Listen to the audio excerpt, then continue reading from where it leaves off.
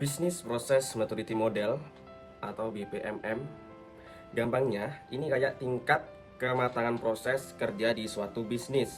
Bayangin gini, sebuah perusahaan itu kayak manusia yang lagi belajar tumbuh berkembang. Dari awalnya berantakan banget sampai akhirnya jadi rapi.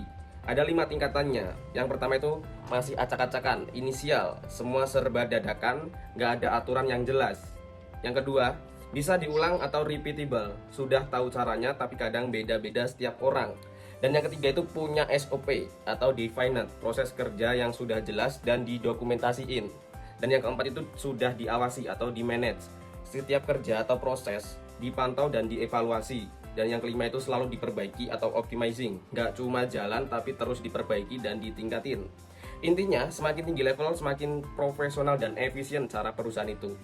Yang kedua, SCOR, Supply Chain Operation Reference. Gampangnya, ini cara buat ngejelasin dan ngatur proses dari bahan mentah sampai ke tangan konsumen.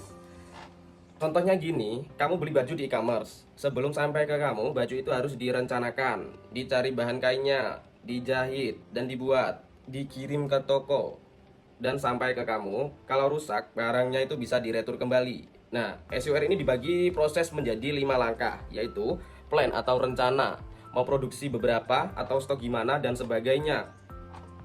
Yang kedua, source, cari bahan, ambil bahan dari supplier yang terbaik. Dan yang ketiga, make atau produksinya, bikin produknya. Dan yang keempat, deliver atau kirim barang, distribusi barang ke pelanggan. Yang kelima, retur atau return, kalau ada yang rusak atau salah bisa dikembalikan.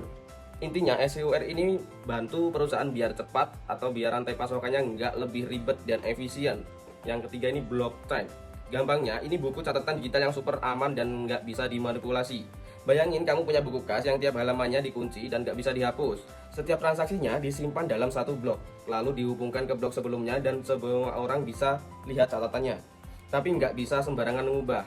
Blockchain ini dipakai buat uang digital kayak Bitcoin, ngatur kontak tanpa notaris, ngecek asal-usul barang, misal makanan organik, dan sistem voting online.